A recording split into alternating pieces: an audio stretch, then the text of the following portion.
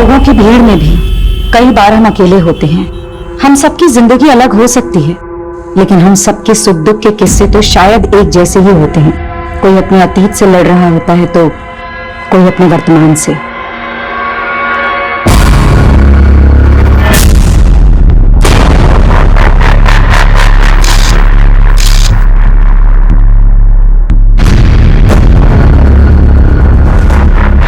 कहने की जिंदगी पल भर में नहीं बदलती, लेकिन कई बार जिंदगी का एक पल सब कुछ बदल देता है। विक्रम जी अंदर? हाँ जी अंदर है। ओके।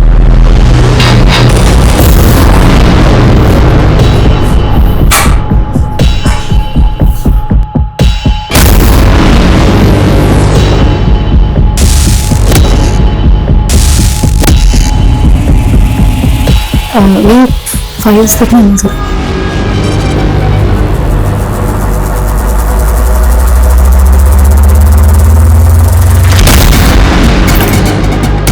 अरे आर यू ऑलराइट? जी ओके। जयंती क्या हुआ? Nothing sir. सर एक सेकेंड। सर वो आदमी कौन था? पहले कभी नहीं देखा। He is my friend. और मैंने तुम्हें देखा, तुम छुपकर हमें देख रही थी। आखिर ये चल क्या रहा है sir? Are you trying to spy on me? Yes, because Rima 3 दिन से ऑफिस नहीं आ रही है सर, और उसका फोन भी बंद आ रहा है। आखिरी बार तो आप ही के साथ थी ना? कहाँ है रीमा?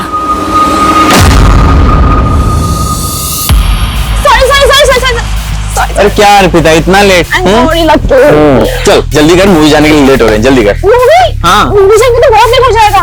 मम्मा को क्या बोलने दूंगी? आज ट्यूसडे है ना, मंदिर का बोल दे। हाँ अर्पिता, मैं बस 15-20 मिनट में घर पहुंच रही हूँ बेटा, ठीक है? माँ, मैं कोचिंग से घर नहीं आ रही हूँ। वो हाईवे वाला मंदिर है ना, वहाँ जा रही हूँ अपने फ्रेंड्स के साथ। अरे इतनी दूर जाने की क्या जरूरत थी? माँ, एग्जाम के लिए मन्नत मांगी थी। मुझे बता देती ना बेटा, मैं साथ चल देती। माँ, मन्नत बताने से पूरी थोड़ी होती है। ठीक है, संभाल के आना। भैया हाईवे वाले मंदिर पे चलो।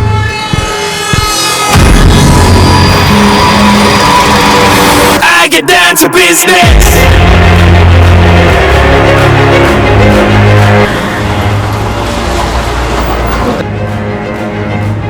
Number you have called is currently not reachable. Please try again later. Thank you.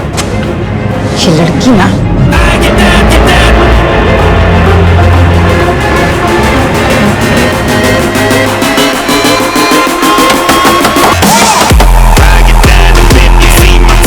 क्या रोज रोज का तमाशा लगा रखा है तुम लोगों ने? जब देखो तब लाउड म्यूजिक। आंटी आपको प्रॉब्लम क्या है? मैं नहीं, घर में कुछ भी करो, आप तो क्या? जंगल में नहीं रह रहे हो? हाँ, कॉलोनी में रहते हो, और सिर्फ मैं नहीं, पूरी कॉलोनी डिस्टर्ब हो रही है तुम लोगों के इस लाउड म्यूजिक से। ये क्या है? लड़कियां बुला रखी है यहाँ पर। तुम लोग खड़े हो जाओ। क्या है? हाँ, पता है माँ बाप को यहाँ पे तुम लोग क्या कर रहे हो इन लड़कों के साथ में? अरे इतना सा सोचा तुम लोगों ने? इन लड़कों ने अगर तुम लोगों का रेप कर दिया तो तुम्हारे माँ बाप की इज्जत का क्या होगा? आंटी बहुत हो गया, हद में रहिए आप। अच्छा, मुझे ना मेरी हद मत बताओ अच्छी तरह।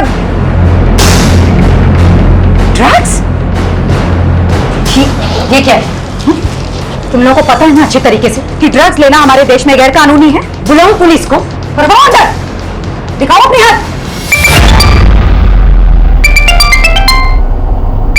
म्यूजिक कम करना, समझ में आ रही है बात? हेलो, आप किधर है? तू? मैं तो कब के घर पहुँच गई हूँ। इनफैक्ट आप कहाँ हो?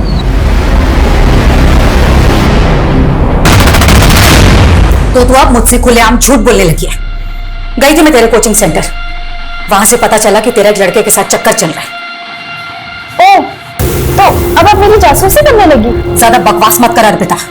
एक तो झूठ बोलती है, ऊपर से मुझ पर इल्जाम लगा रही है। हाँ बोला झूठ, क्योंकि आप मुझे मेरी लाइफ जीने ही नहीं देती हो। हर बात पढ़ो पढ़ो पढ़ो। लेकिन अब इस उम्र में मैं अपने फ्रेंड्स के साथ घूमने नहीं जाऊंगी तो कब जाऊंगी? हाँ अर्पिता, लेकिन तू एक लड़के के साथ अकेली बाहर गई थी कि नहीं? बोल। हाँ गई थी, तो इसमें बुराई क्या है? बॉयफ्रेंड है वो मेरा, और ज्यादा रोक तो की ना तो दुनिया ठीक से देखी नहीं तूने। अर्पिता, मैं जानती हूँ कि हालातों में बड़ा किया तुझे, और आज तू शर्म नहीं आती तुझे? नहीं आती शर्म, क्योंकि बचपन से लेकर आज तक मैं बस अपनी पाबंदियां ही सहती आई हूँ, लेकिन अब और नहीं, ठीक है? अर्पिता, अर्पिता,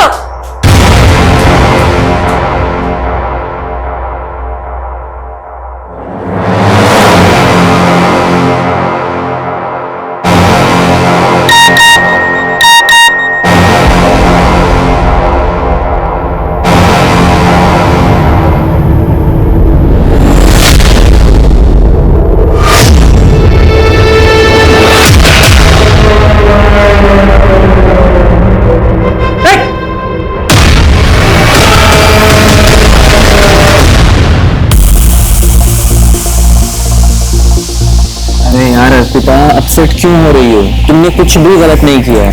यार, अगर आज मेरे पापा जिंदा होते ना तो मेरे साथ ऐसा बिल्कुल नहीं होता। Let's have a drink, okay? मैं नहीं करती ड्रिंक। अरे लेकिन अभी तुम्हें इसकी जरूरत है ना, तो पियो और सब कुछ भूल जाओ, ओके? अरे पियो यार, पियो। हाँ, शुरू में कड़वा लगेगा, अभी ठीक हो जाएगा। पूरा पियो।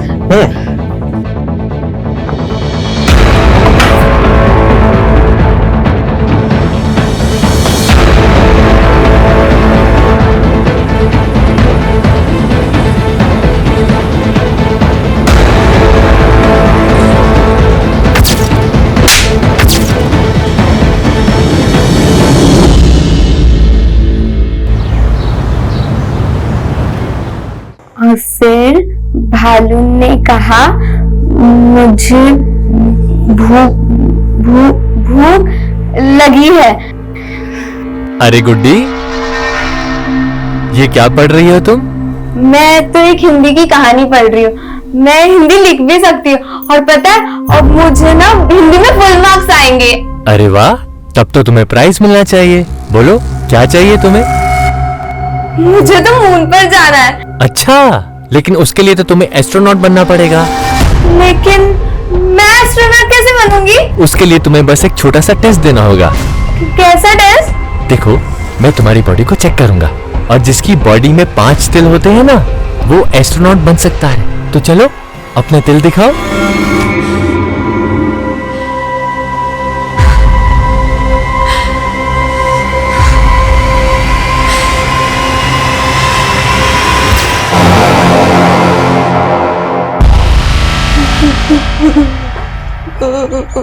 और कौन कौन है आपकी फैमिली में?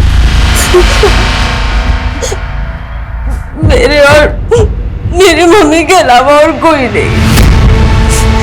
10 साल पहले मेरे पापा की डेथ हो गई। मैं कल रात से घर पर नहीं थी। तो कहाँ थी आप रात भर? मैं पब गई थी। कौन सा पब? Christo pub. लेकिन शहर के सारे पब तो 1:30 बजे बंद हो जाते हैं। उसके बाद आप सुबह तक कहाँ थी? मैं अपने फ्रेंड के घर गई थी। आपको क्या लगता है आपकी माँ को किसने मारा होगा? पता नहीं सर, मुझे कुछ पता नहीं। पर हाँ, कल रात को मेरी मम्मा का पड़ोस के लड़कों के साथ झगड़ा हुआ था, क्योंकि वो पार्टी कर रहे थे इसलिए। अभी तो आपने कहा कि आप रात भर घर नहीं थी, फिर आपने ये सब कैसे देखा? क्योंकि मैं 10 बजे तक यही थी। आप कह रहे कि आपकी माँ को लड़कों से परेशानी थी, और फिर भी वो आपको रात को पब में जाने देती, जहाँ पर लड़के भी आते हैं। एक्चुअली वो पूरा ग्रुप था ना, इसलिए। त्यागी, ये लड़की झूठ बोल रही है या कुछ तो छुपा रही है। क्रॉस चेक करो, ये रात भर कहाँ थी।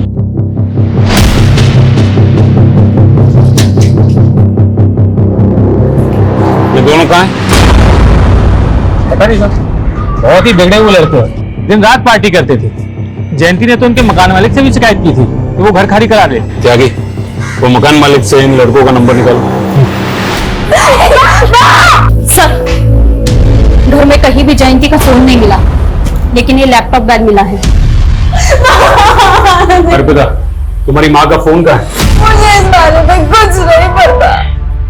कविता, तो क्या खूनी ने जानबूझकर जयंती का फोन गायब किया?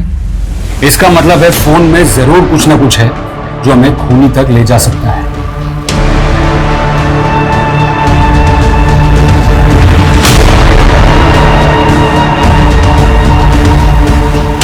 सर, लड़कों के मकान मालिक से बात हो गई है। दोनों लड़कों का नंबर मिला था, लेकिन सर दोनों का फोन स्विच ऑफ है। क्या ये हो सकता है कि वो दोनों खून करके गायब हो गए? चलो घर के अंदर घुसते हैं।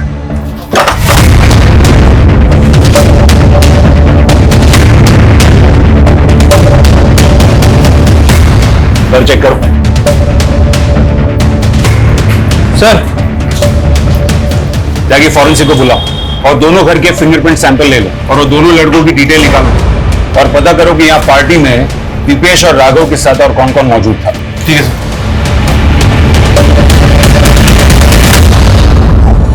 गुड्डी, सो रही है बेटा? क्या हुआ? मुझे माँ की याद आ रही है, मुझे उनके पास जाना है। लेकिन गुड्डी, माँ तेरा ध्यान नहीं रख सकती, इसलिए मैं हूं ना, तेरी बड़ी बहन, तेरी माँ। क्या हुआ गुड्डी? पेट क्यों पकड़ रखा है? मेरा पेट दर्द हो रहा है। स्कूल में इसने जरूर कुछ उल्टा सीधा खाया होगा, पक्की बात है। आपको कैसे पता? आप तो ऑफिस से अभी आ रहे हैं ना? अरे पागल हो गया तुम, इसमें पता करने वाली क्या बात है? एक नंबर की चटोरी है ये। स्कूल के बाहर ना इसने जरूर कुछ खाया होगा, पूछो इससे। गुड्डी खाया है कि नहीं?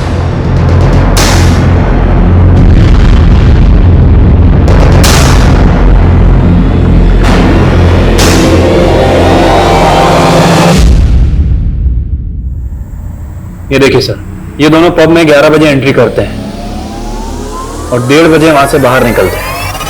ये लड़की जो नशे में धुत है, ठीक से चल भी नहीं पा रही। Right sir.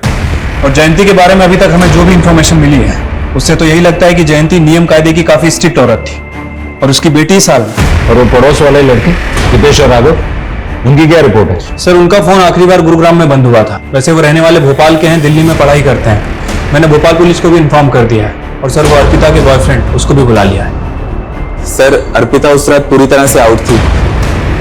उसने पहली बार ड्रिंक की थी उस रात। पहली बार? ये तू कैसे जानता? वो सर, अर्पिता मेरी 2 साल से दोस्त है। उसने आज से पहले कभी भी ड्रिंक नहीं किया। जी सर, वो थोड़ा अपसेट थी। किस बात को लेकर? सर, वो तो मुझे नहीं पता, लेकिन वो बहुत गिल्ट महसूस कर रही थी कि वो उस हालत में घर जाकर अपनी माँ को फेस कैसे करेगी। इसलिए वो पूरी रात मेरे साथ मेरे घर पर ही थी। सुबह होती ही वो चली गई। आप चाहें तो आप चेक कर सकते हैं। वो तो हम चेक कर ही लेंगे। और सुन, बिना परमिशन के शहर से बाहर नहीं जाना। चल।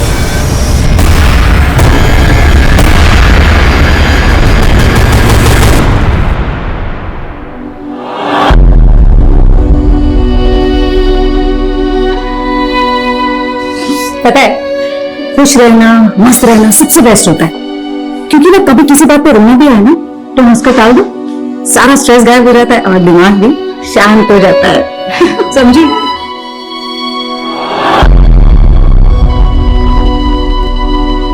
सर, जयंती का फोन रात 10:30 बजे बंद हुआ था, वो भी उसके घर वाले एरिया में। और उसका फोन भी गायब है, जो हम मान रहे हैं कि किलर ने गायब किया है। अर्पिता मेन सस्पेक्ट है। मुझे लगता है कि फोन गायब करने के पीछे की वजह माँ और बेटी के बीच की चैट हिस्ट्री को छुपाना होगा, क्योंकि उससे हमें पता चल जाता कि माँ और बेटी के बीच में बनती नहीं थी। और हाँ, वो 2 लड़के दीपेश और राघव, उनके बारे में भी पता करना होगा कि वो क्यों गायब। सर, इन दोनों लड़कों के CDR में ऐसी 2 लड़कियों के नंबर मिले हैं जो साथ पार्टी में थे, अदिति और विनीता। उनसे मिलना होगा, शायद उनको पता हो कि दीपेश और राघव कहाँ है। कविता, तुम जयंती के फोन का लोकेशन IMEI नंबर से ट्रेस कर। Okay sir. सर, एक और बात, 8 बजे जयंती ने एक नंबर पे कॉल किया था जो रीमा के नाम से रजिस्टर है। रीमा? कौन रीमा? सर, वो जयंती के साथ उसके ऑफिस में काम करती थी।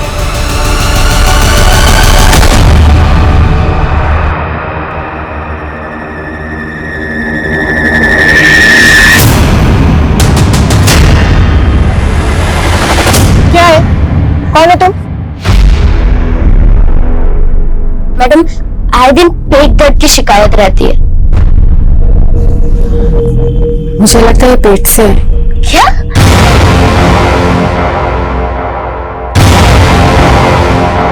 Hi ma'am, I am Suraj Sharma. I am match maker ma'am. मैं लोगों की शादियां करवाता हूँ। तो मैं क्या करूं? नहीं मैम, आपने मंगलसूत्र भी नहीं पहना है और मांग में सिंदूर भी नहीं है, तो ऑफकोर्स आप शादीशुदा तो नहीं होंगे ना। इससे तुम्हें क्या लेना देना? लेना देना है मैम। अगर आपने शादी नहीं की तो बच्चा कैसे पैदा कर लिया? ये क्या बकवास कर रहे हो तुम? चले जाओ यहाँ से। मैम मेरी बात तो सुनिए। मैम मैम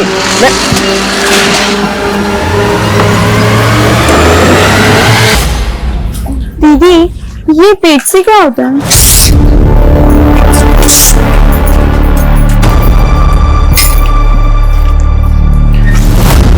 कहाँ गए थे तुम लोग?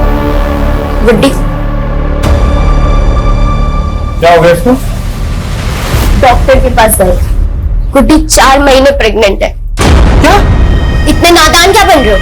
तुम्हें नहीं मालूम इस घर में तुम ही एक मोटे आदमी हो।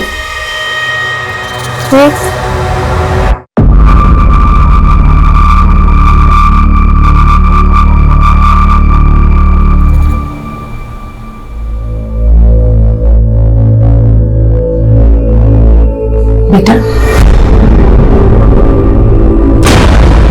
10 सालों में मैंने हमेशा यही चाहा कि मैं तुझे तेरे पापा की कमी कभी ना महसूस होने दूं, और आज भी यही कोशिश करती आ रही हूं कि तुझे दुनिया की सारी खुशियां दूं।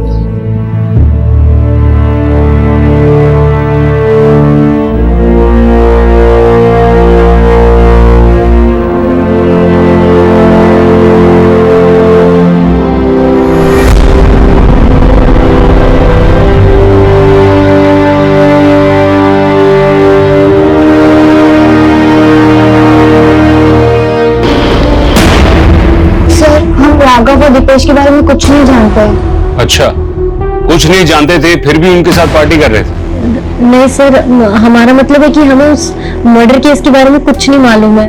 फिर तो आप लोगों को ये भी मालूम नहीं होगा कि आप लोग वहाँ ड्रग्स ले रहे थे? नहीं सर, हम ड्रग्स नहीं ले रहे थे, वो तो राघव और दीपेश ले रहे थे। अच्छा, तो ये बताओ कि जयंती को किसने मारा? सर हमें नहीं पता, हम तो बस 2 बजे तक वहाँ पे थे।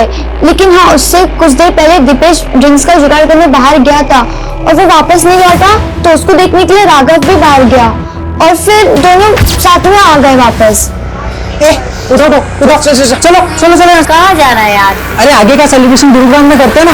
हम नहीं गए सर, हम अपने घर चले गए। उसके बाद वो लोग गए थे। गुरुग्राम में वो कहाँ लेके जाने वाला था? सर कुछ नाम तो नहीं बताया था।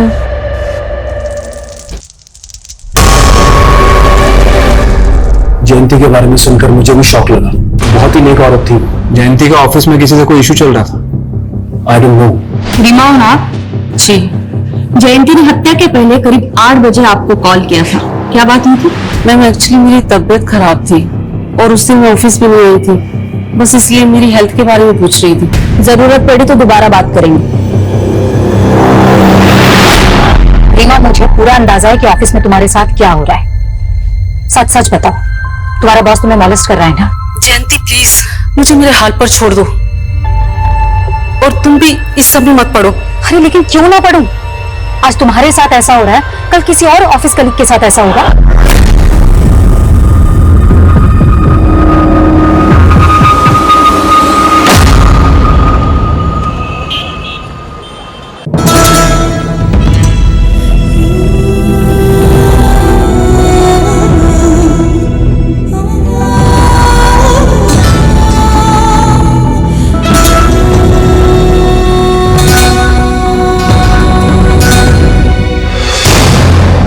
और तुम ज्यादा भोले मत बनो।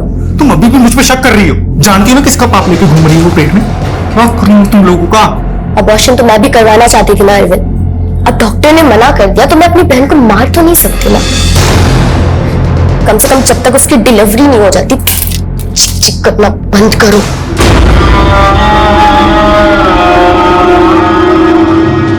इसका मतलब है मर्डर के काफी पहले उसका फोन बंद हुआ था या फिर गायब हुआ? दीपेश और राघव के दोस्तों के स्टेटमेंट के हिसाब से दीपेश और राघव रात को 2 बजे बाहर से अंदर आए थे और सबको जाने के लिए कहा था। क्या वो दोनों ही खून करके आए थे? और सर दूसरी तरफ अर्पिता और लकी भी 1:30 बजे के करीब पब से निकल गए थे। शायद उन्होंने जयंती को मारा और फिर वो दोनों लकी के घर चले गए। सर आपको लगता है कि जिस हालत में वो पब से निकले इस तरह से मर्डर कर सकता है? यागी, मुजरिम अगर शातिर होना तो हम वही देखेंगे जो वो हमें दिखाना चाहता है। अर्पिता का यूथ पब से लड़खड़ाते हुए निकलना, ये पूरा का पूरा ड्रामा लकी और अर्पिता का हो सकता है, ताकि उन पर किसी को शक न जाए। कविता, जयंती के घर से हमें लैपटॉप बैग मिला, उसमें से कुछ मिला? हाँ सर, एक डायरी मिली है। लगता है जयंती अक्सर उसमें लिखा करती थी।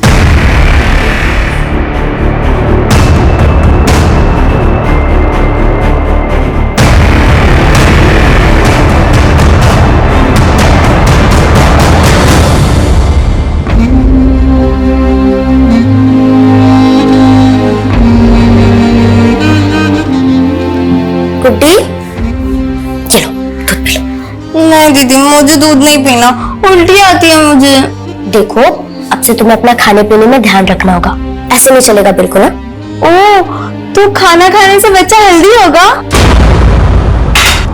कोई जरूरत नहीं है इस पाप के लिए ममता दिखाने की। तुझे मालूम भी है कि तुझे कितनी तकलीफ होगी? डिलीवरी के टाइम पर जान तक का खतरा होता है, और मैं तुझे खोना नहीं चाहती गुड्डी। अरे दीदी, मुझे कुछ नहीं होगा। लेकिन दीदी, ये पाप क्या होता है? आप इस बच्चे को ऐसा क्यों कह रहे हो? मैंने तो पढ़ा था कि बच्चे भगवान का रूप होते हैं। मैंने अपनी ये हिंदी की किताब में पढ़ा था।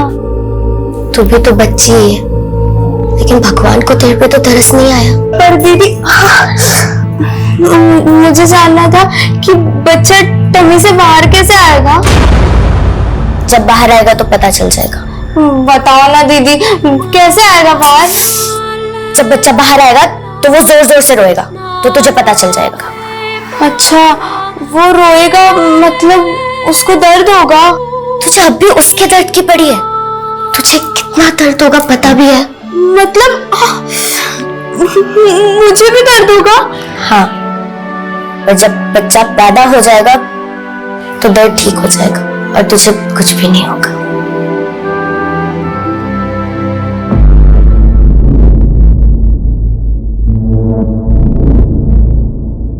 जब भी 25 जून आती है तो लगता है जैसे मेरे ऊपर एक बहुत बड़ा बोझ है जिसके तले दबी जा रही हूं।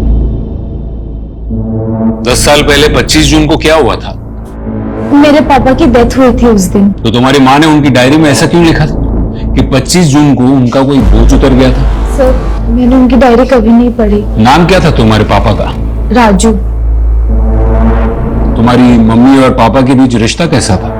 वैसे तो वो दोनों एक दूसरे से बहुत प्यार करते थे सर, लेकिन उनके बीच हमेशा झगड़ा होता रहता था। इस बात को लेकर? मेरे पापा का एक पैर काम नहीं करता था और वो एक छोटी सी फैक्ट्री में काम करते थे। उन्हें बिल्कुल अच्छा नहीं लगता था कि माँ उनसे ज्यादा कमाती है। उन्हें माँ से कॉम्प्लेक्स था। इसी फ्रस्ट्रेशन में उन्होंने शराब पीना शुरू कर दिया। लेकिन पापा बहुत अच्छे थे, माँ उन्हें समझ ही नहीं पाई। तुम्हारे पापा की डेथ कैसे हुई? हार्ट अटैक आया था उनको। तुम्हारे बाकी कोई रिश्तेदार नहीं दिखे? ना तुम्हारी मम्मी की तरफ से ना पापा की तरफ से? मेरी माँ की तरफ से कोई नहीं था सर। माँ एक लौती बेटी थी और मैंने अपने नाना नानी को कभी नहीं देखा।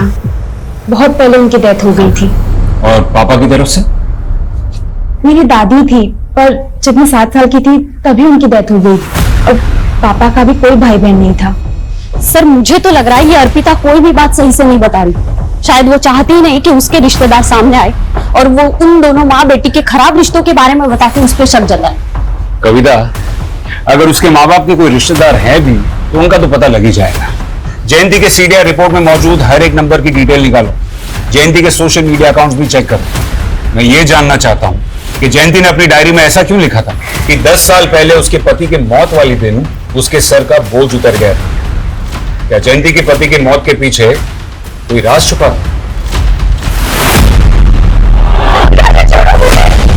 छोड़ो मुझे राजू! राजू! अर्पिता, तेरे पापा को अटैक आया है। मैं डॉक्टर को लेके आती हूँ, तो ध्यान रखना। सर, राघव के एक दोस्त से पता चला है कि राघव और दीपेश गुरुग्राम के एक घर में है।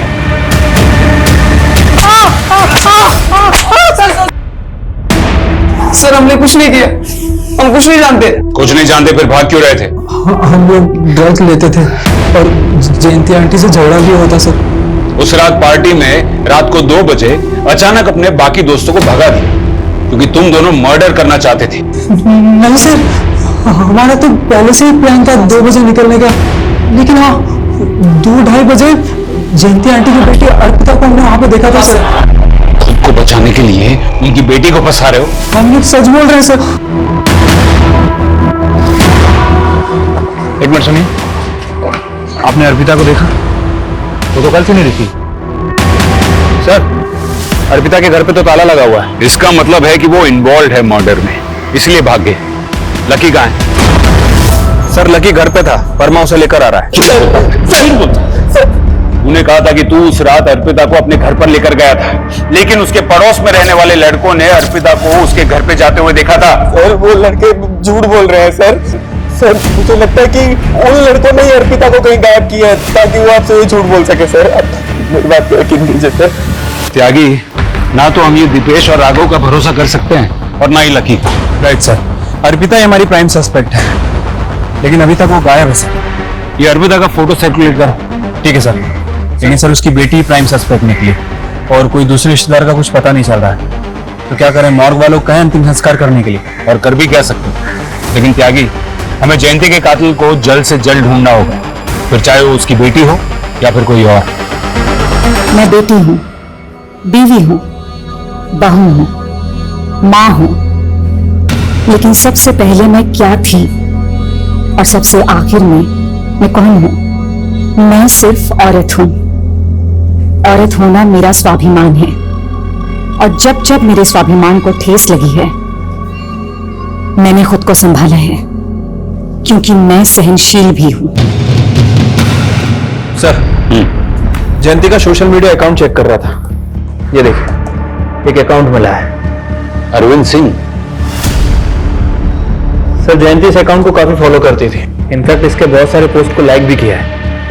ये देखिए, मुझे लगता है कि इसका और जयंती का कोई कनेक्शन है, आगरा का ही रहने वाला है। बेचारी गुड्डी। गुड्डी?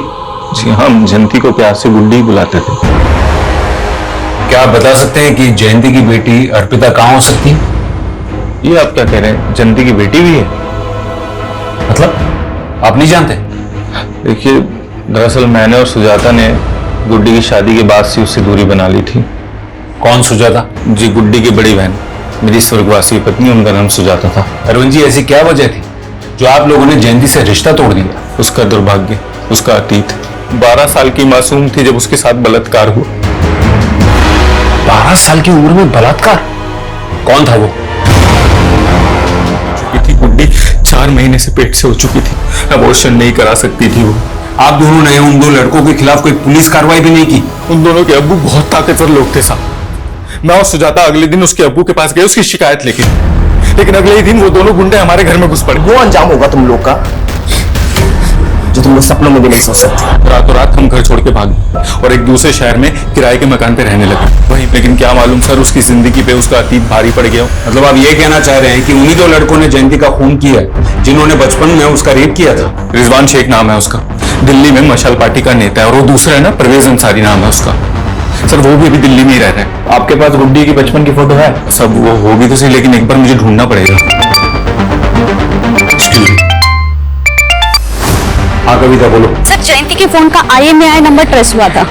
सर, हमें वो फोन एक कचरा बिनने वाले के पास मिला। जयंती के फोन का सारा डेटा रिट्रीव करो। Okay sir.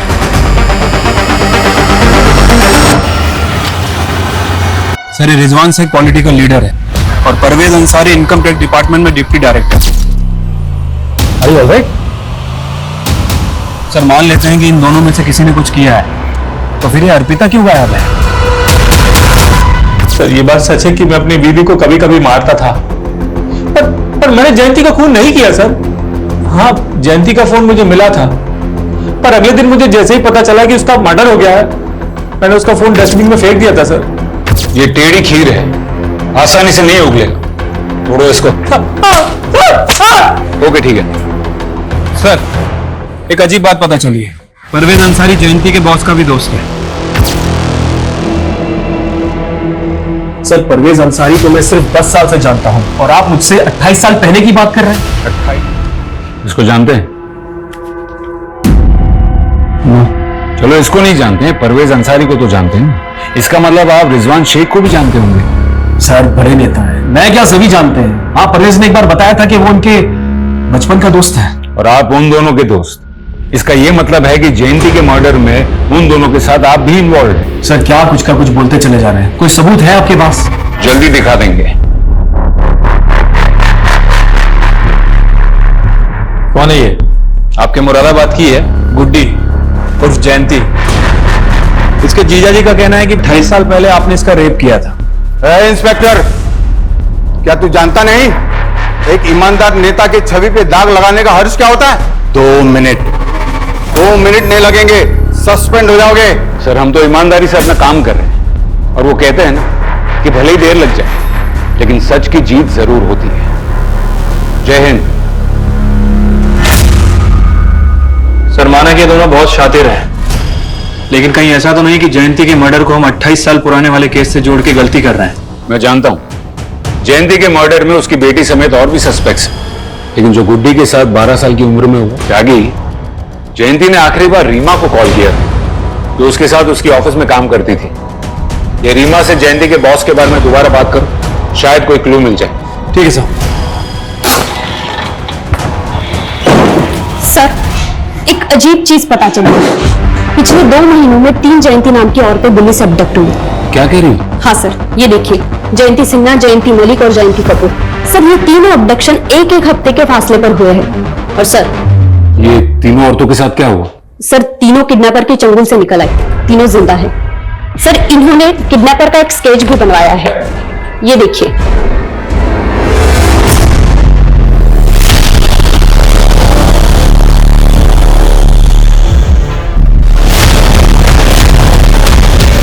सर मुझे तो अभी तक ये समझ में नहीं आ रहा कि उसने मुझे किडनैप क्यों किया था। उसने मेरी फैमिली को फिरौती के लिए कोई कॉल भी नहीं किया और इसके बाद अचानक से उसने मुझे छोड़ दिया। तो उस दौरान उन लोगों ने आपके साथ किया क्या? क्या चूड़ियां दिखा रहा था? जी सर, छोटी बच्चियों की लाल चूड़ियां दिखा रहा था और बार बार बस यही पूछ रहा था कि क्या मैं उन लाल चूड़ियों को पहचानती हूँ। जयंती जी, वो आपको कहाँ लेके गया था? सर मैंने पुलिस को पहले भी बताया है, उसने मुझे आंखों पर पट्टी बांधकर किडनैप किया था और आंखों पर पट्टी बांधकर ही उसने मुझे जंगल में छोड़ दिया।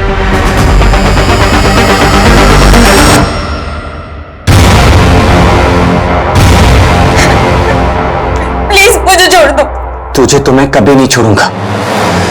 ये तो गनीमा समझ कि तुझे अभी तक जिंदा छोड़ा हुआ है, लेकिन तेरी मौत तो पक्की है। सर मैंने जयंती नाम की बाकी की औरतों से भी बात की है। सर सभी का स्टेटमेंट पहली वाली जयंती से मैच कर रहा है। सर कहीं ऐसा तो नहीं कि वो कोई सुपारी किलर था जिसने जयंती को देखा ही नहीं था, लेकिन जब उसे असली जयंती मिली उसे आइडेंटिफाई किया और उसका मर्डर कर दिया। लेकिन फिर वो लाल चूड़ियां क्यों दिखा रहा था? वो भी बच्चियों की चूड़ियां।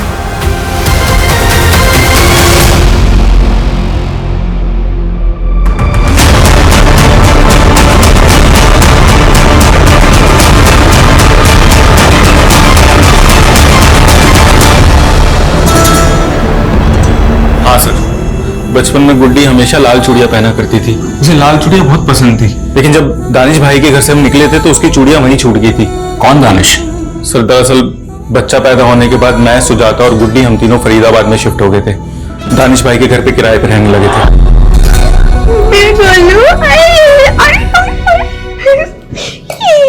अरविंद जी, अस्सलाम वालेकुम। नमस्ते, आइए ना। अरे वो किराया। हाँ सुजाता। अरे कितना प्यारा बच्चा है, माशाल्लाह माशाल्लाह। कितने हो रहे बच्चे की? अभी 1 साल का हुआ है, मेरा बेटा है। अरे वाह वाह वाह वाह। ये रेंट। शुक्रिया। चलिए दोबारा आइएगा जरूर। हाँ हाँ। जीजू आपने ऐसा क्यों कहा कि ये आपका बेटा है? ये तो मेरा बेटा है ना। गुड्डी तुझे कितने बार समझाया ना कि तू बिना शादी किए माँ बनी है, और वो भी इतनी सी उम्र में। भूल से भी किसी को ये मत कहना कि ये तेरा बेटा है, समझी?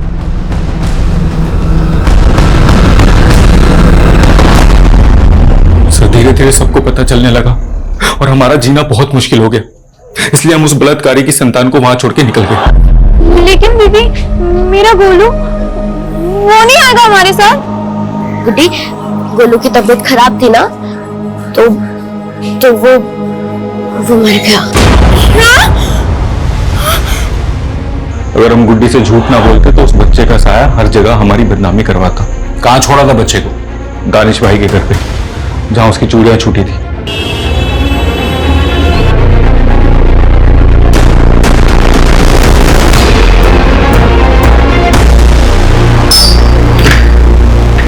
दानिश जी आप दिल्ली पुलिस। दिल्ली?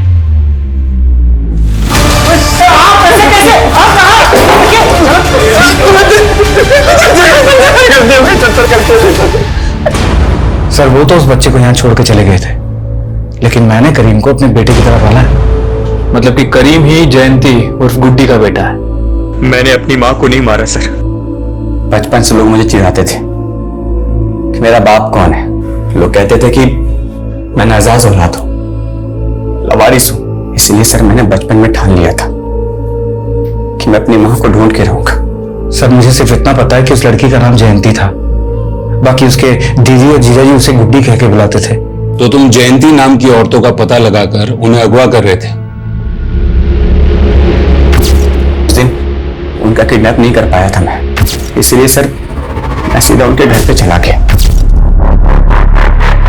माँ कौन हो तुम? अरे भाई साहब से आपने मुझे देखा नहीं ना, इसलिए आप मुझे पहचान नहीं पाई। तुम बोल क्या रहे हो तुम? और हो कौन? गोलू, आपका गोलू माँ।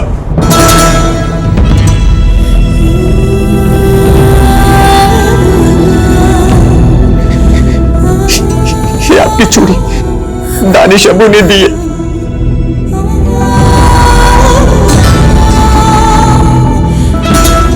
एक बार कह दो कि आपने मुझे पहचान लिया।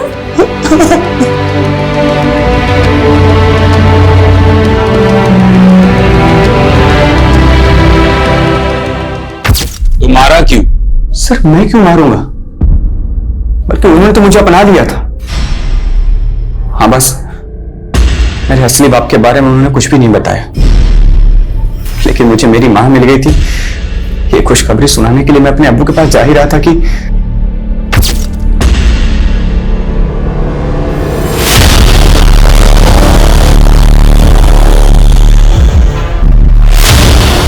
अर्पिता।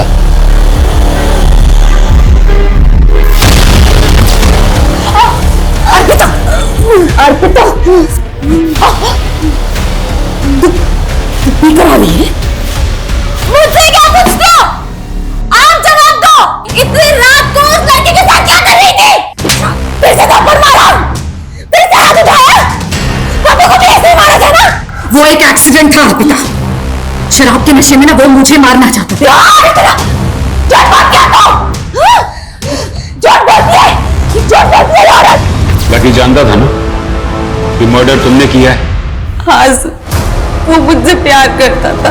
मुझसे बहुत बड़ी भूल हो गई सर। मुझे नहीं पता था कि नीम अब बचपन से इतना सब सहती आ रही है। इतने सालों से मैं अपनी मां के लिए वेट कर रहा था सर, और मिला भी तो सिर्फ एक दिन। हाँ मुझे अर्पिता पर शक था कि उसी ने कुछ किया, इसलिए मैंने उसका अपहरण किया था सर। लेकिन चाहकर भी मैं उसे मार नहीं पाया सर। आप ही बताओ कैसे मारता? आखिर थी तो मेरी बहन ना। कैसे एक गुनाह कई जिंदगियों को दर्द और बदनसीबी से भर देता है। अगर 28 साल पहले गुड्डी को इंसाफ मिल चुका होता तो शायद आज हम उसके अंजाम को बदल सकते थे। त्यागी, ताज्जुब की बात तो यह है कि एक माँ अपने बेटे से 28 साल बाद मिलती है और उसकी बेटी को ऐसी गलतफहमी होती है कि उसने एक ही झटके में उसकी जान ले ली। लेकिन सर गुड्डी उर्फ जयंती, उसका इंसाफ अभी तक अधूरा है। उसके रेपिस्ट अभी तक बाहर घूम रहे हैं। अगर सर हम कोर्ट से परवेज और रिजवान के डीएनए टेस्ट का ऑर्डर ले लें तो करीम से उसका डीएनए मैच करके पता चल जाएगा कि उसका असली बाप कौन है। लेकिन त्यागी, रेप विक्टिम भी सिर्फ गुड्डी के जीजाजी के बयान पर कि परवेज और रिजवान ने उसका रेप किया था? मुझे नहीं लगता है कि रेप विक्टिम की गैर मौजूदगी में उन पे कोई केस बनेगा। कोर्ट पहली सुनवाई में अपना केस डिसमिस कर देगा। मतलब सर 28 साल के बाद भी गुड्डी को इंसाफ नहीं मिलेगा। सर, रीमा ने नया बयान दिया है। रीमा का कहना है कि उसका बॉस विक्रम उसे मोलेस्ट करता था सर विक्रम ने अपने दोनों दोस्त रिजवान और परवेज के साथ मिलकर उसे एक फार्म हाउस पे ले जाकर फोर्स सेक्स के लिए मजबूर किया। लेकिन सर रीमा कोर्ट में बयान देने के लिए रेडी है। तो अब हमें परवेज और रिजवान की डीएनए टेस्ट की परमिशन मिल जाएगी। सच्चाई जितना छुपा लो, एक ना एक दिन तो बाहर निकल ही आता है।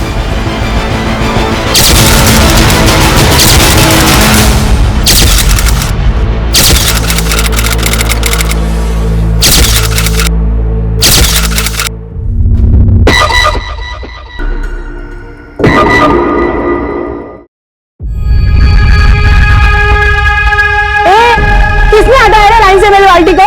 किसने? ए तूने हटाया ना? हाँ हटाया। तो लाइन में बाल्टी लगा के चली जाएगी तो नौकर बैठाएगा पानी भरने को। ए आगे क्या रखती है? चल ऐसे जा। क्या बच्चों की तरह झगड़ा कर रहे हो? निर्मोटाई, इसकी गलती है। मैं लाइन पे लगा के गई थी मेरी बाल्टी को, इसने हटाया। मैं जरूरी काम से गई थी मेरे घर में। मोबाइल में फिल्म देखने का जरूरी काम बोलते ना। शांति, लड़ाई बंद कर। और विमला तू, वो आगे से दूसरी मेरी बाल्टी तू लगा ले, मैं हटा लेती हूँ। नहीं नहीं नहीं नहीं, रहने दो, उनको बाकड़े पे जाना पड़ता है ना। नहीं रखती हूँ पीछे मेरी बाल्टी।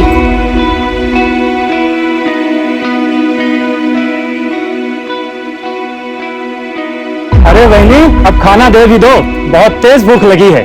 थोड़ा थामा भाऊ, जो पेट भरता है पहले उसकी पूजा जरूरी है। अभी लाई, तैयार रखा है मैंने। वाह प्रतिम, वही नहीं आप प्रतिम। और ये चटनी ना एकदम स्पेशल है, और ऐसी चटनी पूरे एरिया में कहीं भी नहीं मिलती। भाऊ आप घर चलो, मैं पहुंचवाती हूँ। दो बांगड़ा दे। क्या भाई, बिल्डर ने जो पेपर भेजा तो उस पर साइन कब करेगी? नहीं करेगी, चल निकल यहाँ से। क्यों? ये जगह के तेरे बाप की है? मेरे बाप पे नहीं जाना, वरना वरना क्या? आप क्या करेगी?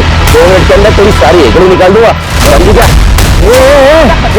क्या रे, मेरी ऐसे क्या बात कर रहा तू? मेरे से बात करना। क्या बात करेगा तू? तुम लोग चौका से बात कर रहे हो? बताओ क्या मैं तेरे को अपनी औकात? बताओ क्या मैं तेरे को अपनी औकात? तू कॉलर छोड़ तो कुत्ते के माफी मारूंगा। तेरी लुटात होगा।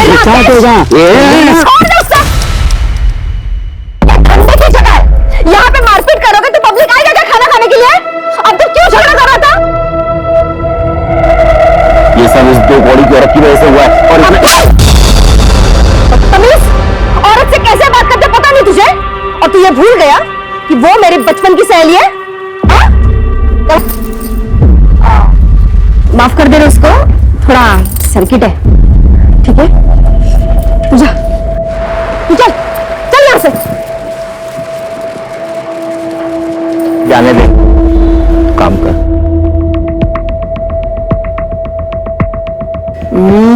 कड़ाक, चल बैठ दे इसको।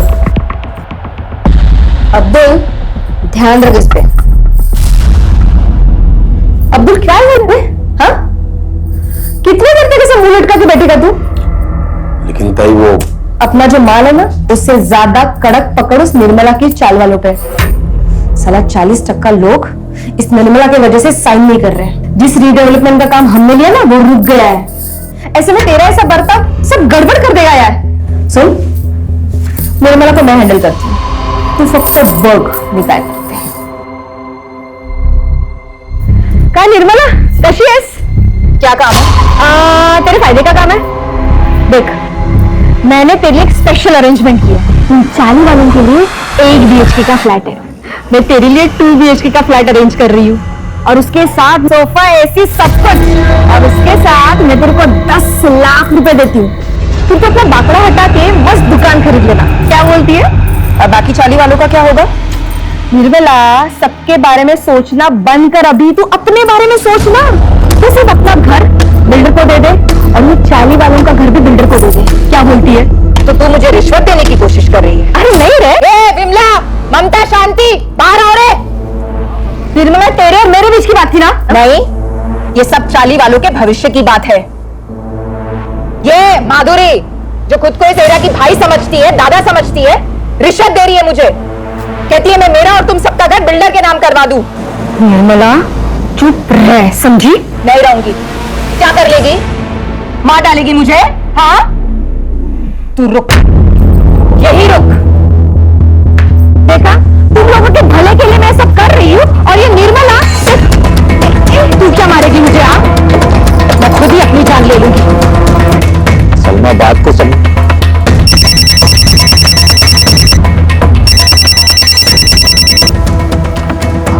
हाँ प्रशांत, आईने के ऊपर घास डाले भाई। क्या? तू रुक में आ रहा है, अभी आ रहा है। चल अभी निकल यहाँ से, नहीं तो मैं सच में कुछ काम लगा लूंगी। निकल।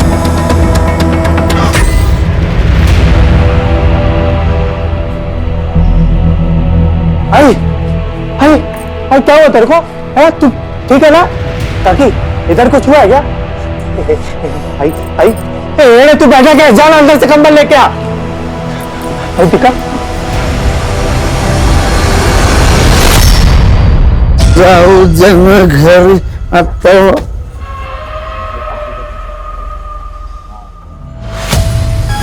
तू घूरना बंद कर, नहीं मानेगा? रुक तेरी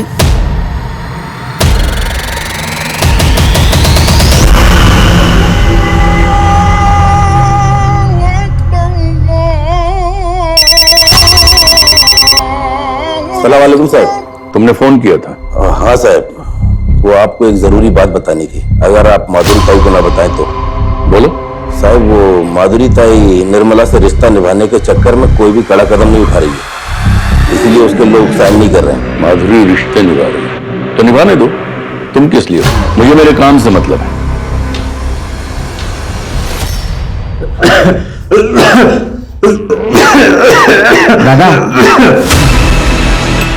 दादा ये क्या है?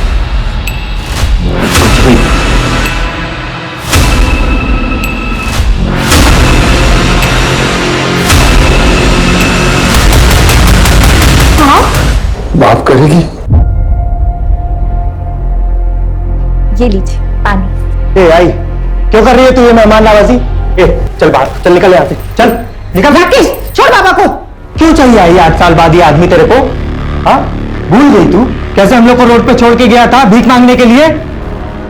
आई, इस घर को, इस परिवार को किसी की जरूरत नहीं है। खड़ा क्या है तू? चल बाहर, चल।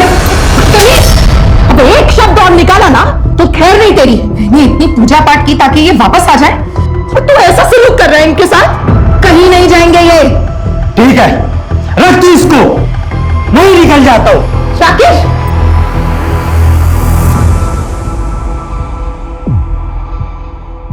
माधुरी,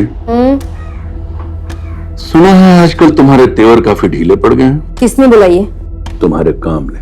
देखो माधुरी, मैं धंधे वाला हूं, साफ साफ बात करता हूं, और ये बात अपने दिमाग में फिट कर लो कि मैं अपनी डेडलाइन बढ़ाने वाला नहीं हूं और तुम्हें उसी डेडलाइन के भीतर काम करना होगा। किया तो ठीक, नहीं तो तुम्हारा हमारा डील खत्म।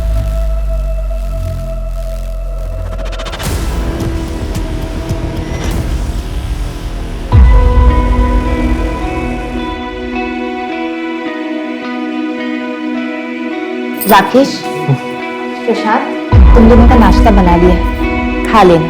इतनी सुबह सुबह काय को बना दिया ये नाश्ता? मंदिर जा रही हूँ मैं, आने में देर हो जाएगी।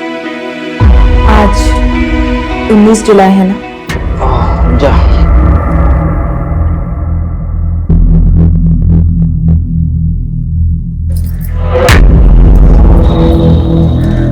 सुनिए, चटनी जरा ज्यादा डालिएगा, लोग इसी के लिए आते हैं। क्यों? चटनी में मोहिनी मर्च डालती है क्या? आप भी ना। ये रहा, अरे लाता 2 प्लेट लाता है। बंद कर रही सारी दुकान, चल बंद कर। चल, क्या हुआ भरत भाव? क्या हुआ भरत भाव? अरे अपने खाने से लोगों को हॉस्पिटल पहुंचा के पूछती क्या हुआ भरत भाव? अरे क्या तुम लोग को समझ में नहीं आ रहा है? हाँ, तुम लोग को भी खून की उल्टी करने का है? निकलो यहाँ से।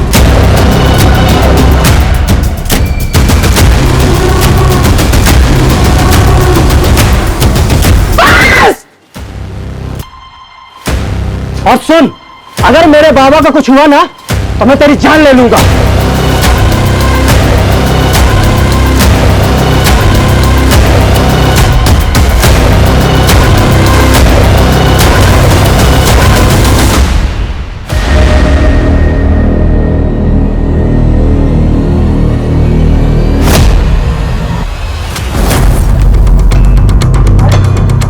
छोड़ो मुझे, आई के पास जा रहा है। आई बॉडी का सबसे पहले किसको देखा? सर इस कचरे वाले ने देखा, इसने गांव वालों को बताया और गांव वालों ने हमें इन्फॉर्म किया। बॉडी के आसपास कुछ मिला? हाँ सर, ये ब्लेड मिला था। एक बात और सर, जितने इत्मीनान से ये बैठी हुई है और इसके हाथ की नस कटी हुई है, सर देख करके ऐसा नहीं लगा है कि इसने सुसाइड किया है। सर लगता है न्यूज पढ़ के या न्यूज में देख के इसको पता चल गया था कि इसके खाने की वजह से कुछ लोग हॉस्पिटल में भर्ती हुए थे, जिनमें से 2 लोग मर गए। तभी शायद गिल्ट में आके इसने सुसाइड कर लिया होगा। फिलहाल किसी नतीजे पे नहीं पहुंचा। बॉडी को पोस्टमार्टम के लिए भेजो और फॉरेंसिक टीम को। सर निर्मला की पोस्टमार्टम रिपोर्ट तो हैरान कर देने वाली है। पोस्टमार्टम रिपोर्ट के हिसाब से निर्मला ने सुसाइड नहीं किया था, उसका खून हुआ था। सबसे पहले उसे किसी तरह का नशीला पदार्थ दिया गया और उसके बाद उसके हाथ की नस काटी गई। तो स्ट्रगल के मार्क्स मिले हैं जो नॉर्मली विजिबल नहीं है। हत्या 19 जुलाई की रात करीब 10:30 से 11:30 के बीच हुई है। सो ब्लेड की फॉरेंसिक रिपोर्ट भी आ गई। फॉरेंसिक रिपोर्ट के हिसाब से ब्लेड पर जो ब्लड मिला है उसके साथ निर्मला का ब्लड ग्रुप मैच तो होता है, लेकिन उस ब्लेड पर किसी के भी फिंगरप्रिंट्स नहीं मिले, जबकि ब्लेड पर निर्मला के फिंगरप्रिंट्स होने चाहिए। जिस मैं वही सोच रहा हूं, कोई अपने घर से दूर जाकर सुसाइड क्यों करेगा? किसी ने बड़ी चालाकी से इस मर्डर को सुसाइड की शक्ल देने की कोशिश की है। लेकिन ऐसा कौन कर सकता है सर? हो सकता है विजय होगा, क्योंकि उनके घर पे कुछ लोगों से मौत हुई। राइट सर, और दोनों के पास स्ट्रॉन्ग मोटिव है। फोन करके बुलाओ सर।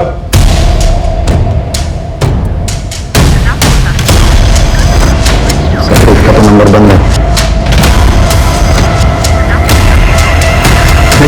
दोनों के नंबर बंद है। उनके घर पे एक टीम भेजी और चलते हैं, पता करते हैं 19 जुलाई को वहां पर क्या हुआ था। Right sir. रात को 9 साढ़े 9 बजे घर पे वापस आए, तब तो साहब हमारे घर पे ही थी, लेटी हुई थी। हम दोनों भाई अपने कमरे पे चले गए सोने के लिए। आधी रात में बाबा रूम पे आए और बोले कि आई घर पे नहीं है करके। आई क्या? आई अंदर ही होगी ना? अरे अंदर नहीं है।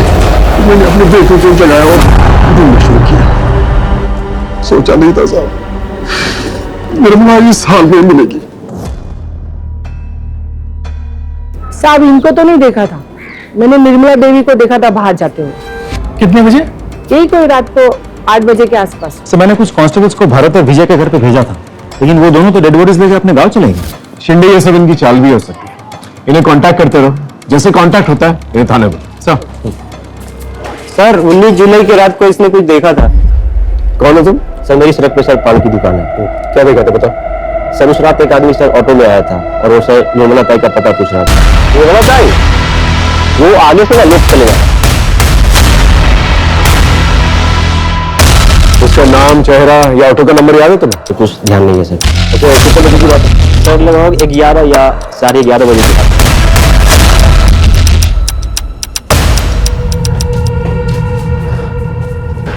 अच्छा उस रात को घर पे कोई आया था क्या? मालूम नहीं साहब, हम दोनों तो सो गए थे।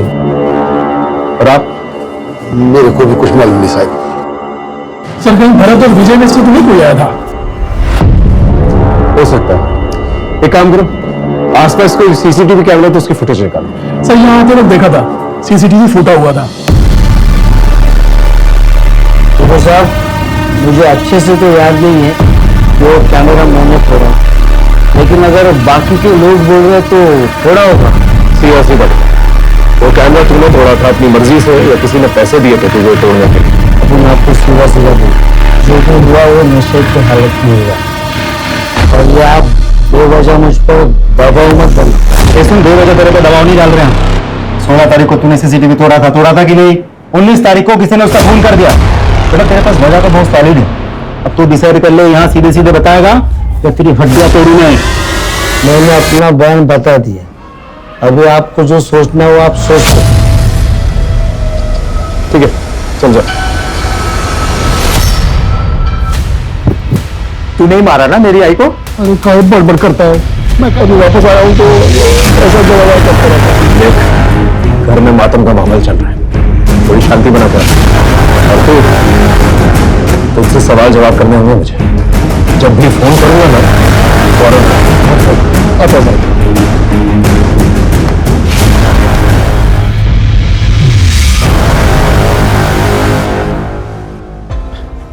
शिंदे एक काम करो, भरत और विजय के साथ साथ निर्मला के जितने भी परिवार वाले उनका सीडीआर और फोन लोकेशन निकलवाओ, और दिनेश का भी।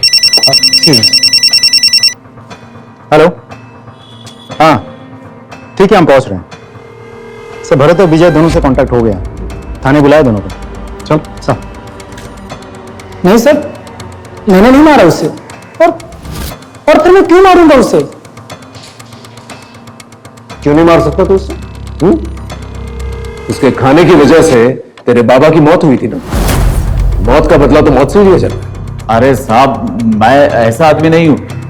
हाँ, गुस्से में उसके बाखड़े पे गया था, तोड़फोड़ जरूर किया था, पर साहब बाद में वो निर्मला हॉस्पिटल आई थी, माफी भी मांगी, लेकिन मैं गुस्से में था इसलिए उसको वहां से जाने के लिए बोला साहब। सर मुझे तो लगता है भरत और विजय ये दोनों कहानी बना रहे हैं ताकि हम इन दोनों पे शक ही ना करें। इन पे शक ना करने की तो कोई वजह बनती नहीं, इनका अपना आदमी है और कोई भी अपने आदमी को इस तरह आसानी से नहीं मिलता। हो सकता है हुडी वाला आदमी इन्हीं का।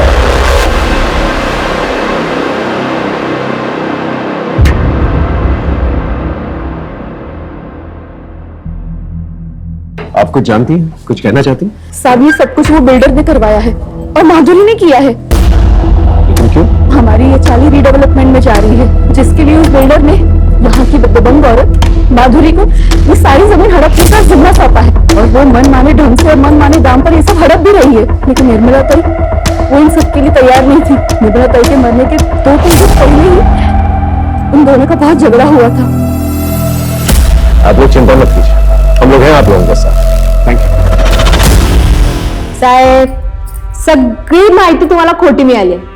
अरे हम दोनों तो बहन जैसे थे, और मैं वो इंसान हूं उसको तब खड़ा किया था जब उसका मर्द उसको और उसके बच्चों को छोड़ के चला गया था। साहब वो बाकड़ा था ना, खाने की दुकान, सब मेरी देन है।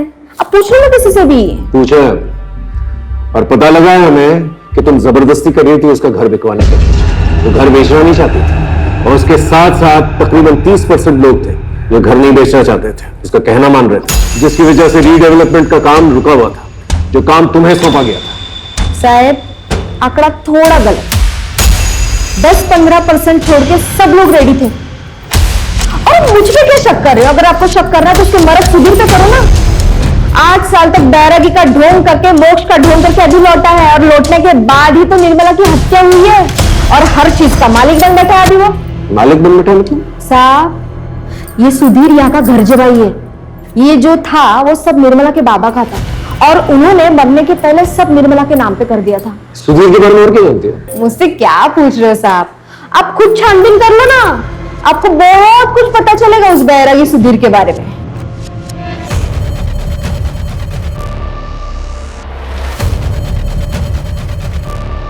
बोल। साहब मैंने तो पहले ही बोला था कि मैं बैरागी जीवन जीने के लिए घर से भाग गया था।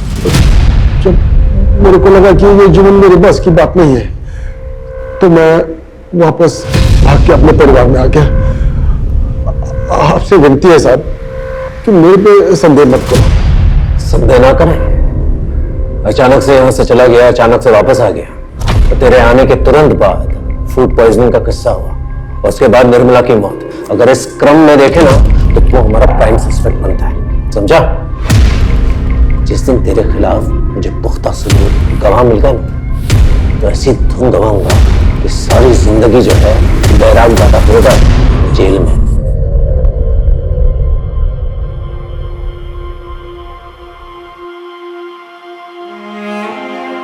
आई ये टोमी।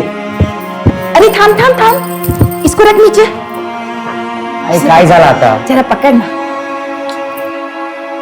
आई रहने दो ना ये सब, खेलने जा रहा हूँ, पूजा करने नहीं। अरे तेरे लिए तो वही पूजा है ना, और आज तेरा ट्रायल है। ये खास ताबीज तेरे बहुत काम आएगी। चल चल, अब देरी हो जाएगी। हाँ तू जा। मैं लिख दो।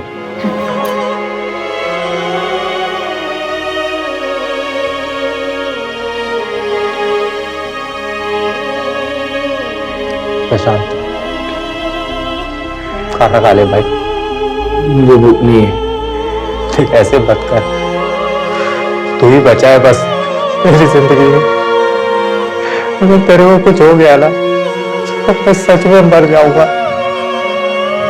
खा ले भाई।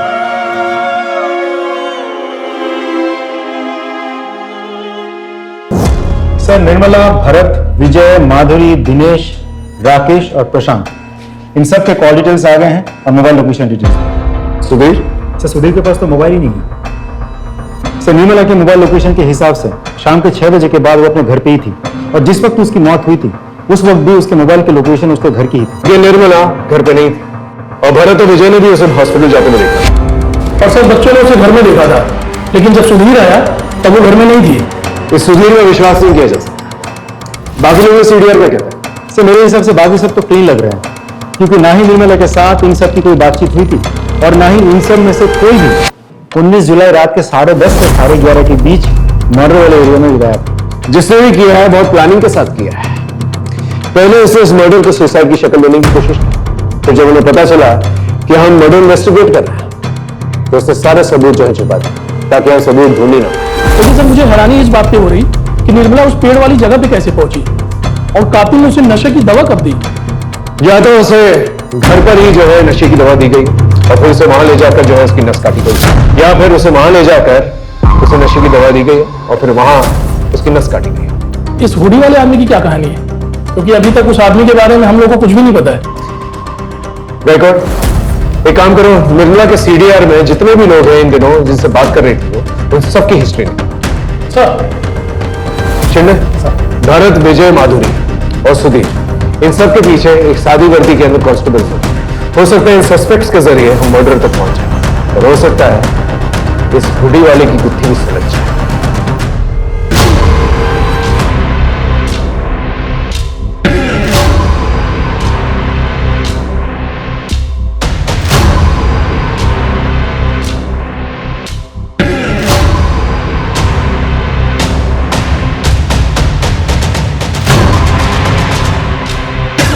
अरे सुधीर भाई, मोबाइल को लेते जाओ। मालूम आज के टाइम में इसके बिना जीना मुश्किल है। अरे नहीं, ये जी का जंजाल तू ही रख, मैं ऐसे ही बहुत खुश हूं।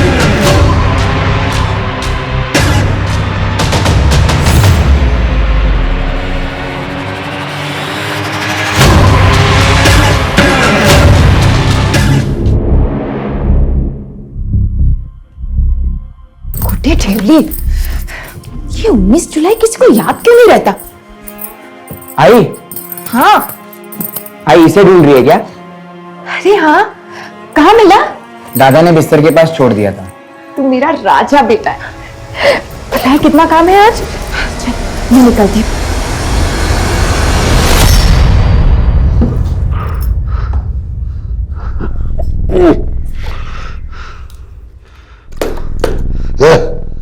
पानी क्या रे? बाबा, आपको शर्म नहीं आती ना? अभी आई को गए हुए 7 दिन भी नहीं हुए और तुम अपने बाबा को ज्ञान देगा? ए बाबा, ए बाबा, तुम्हारा इसको बच्चे तुम्हारे गाय के बच्चे कोई नहीं लगते मेरे। इन दोनों ने मेरे को मारा था। अब देख मैं क्या करता हूँ, मैं देख क्या करता हूँ। मेरे को आम दिखाता है।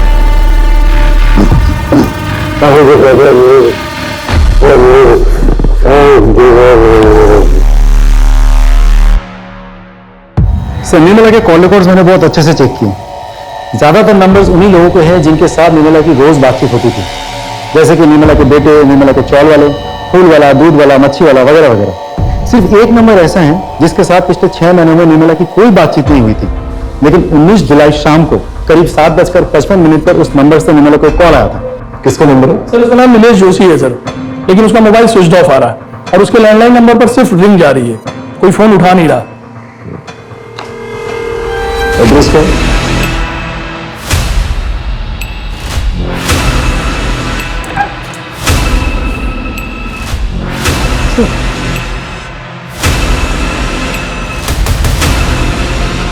गायकवाड़ एम्बुलेंस बुलाओ। सर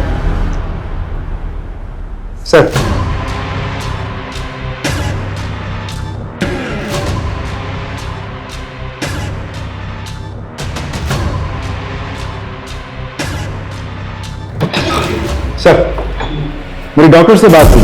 नीलेश और उसके घर वाले धीरे धीरे रिकवर तो कर रहे हैं, लेकिन अभी भी स्टेटमेंट देने की कंडीशन में नहीं।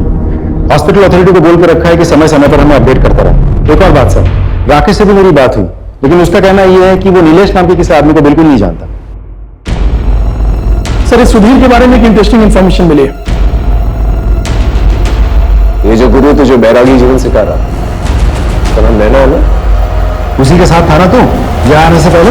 हाँ साहब, मैं उसी के साथ था। चल अब ये बता, तूने निर्मला को क्यों मारा और कैसे मारा? मैंने निर्मला को नहीं मारा। मैं भला निर्मला को क्यों मारूंगा साहब? क्यों नहीं मारेगा तू? हाँ, यही तो करने आया था ना तू, ताकि सारी प्रॉपर्टी तेरे नाम पर हो जाए, ऐसे बेच बाच कर तू यहाँ से निकल जाए।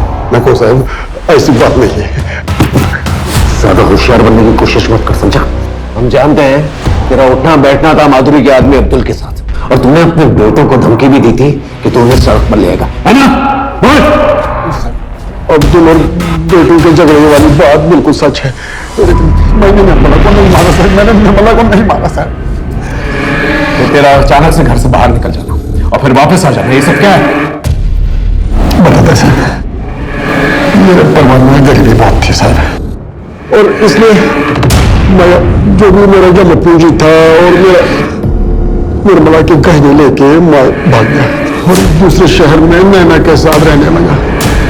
जवानी तो जब अच्छे से कट रही थी, लेकिन जब बुढ़ापा आ गया और पैसे की तंगी के कारण नैना के साथ झगड़ा होने शुरू हो गया, तो मैं वहां से भाग के वापस आ गया ताकि इधर मेरा बुढ़ापा अच्छे से कट जाए। लेकिन मेरी बदकिस्मती देखो साहब, इधर निर्मला का खून हो गया सर। अच्छा, तो नैना क्या कर रही थी तेरी जिंदगी में? साहब वो मेरा थोड़ा औरत कमजोरी है, तो इसलिए जब अब निर्मला नहीं रही तो मैं नैना के संपर्क में वापस से आ गया। ये बहुत बैरागी कहानियां सुनाता है, इसका बैराग निकालो, फिर जाकर ये सच बोलेगा। सर माधुरी को जिस कांस्टेबल को तैनात किया था, उसने बताया कि माधुरी 2 दिन से दिखी ही नहीं है।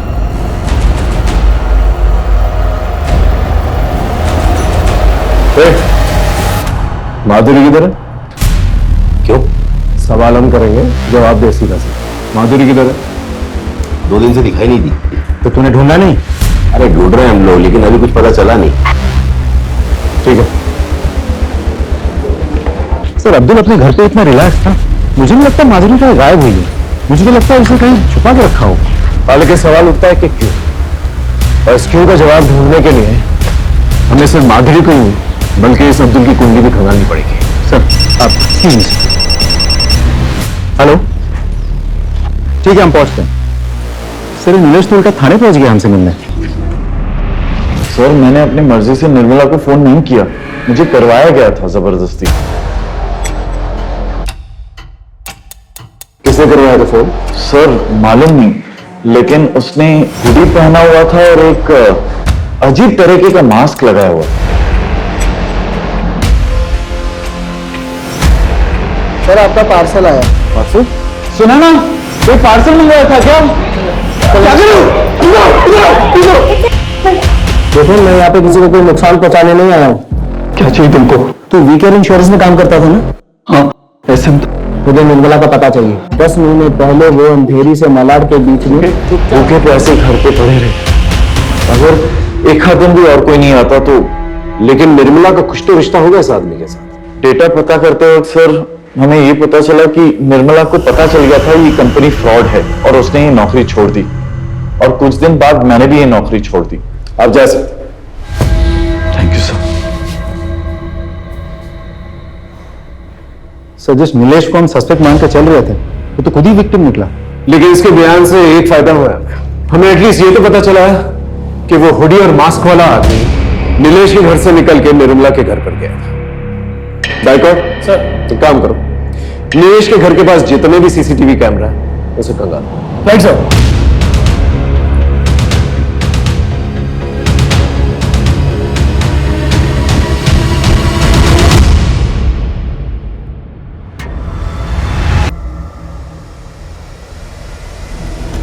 ये तो माधुरी है, अंबेडकर नगर की दबंग। आ गए कोर्ट, फुटेज है? हाँ सर, ये देखिए सर।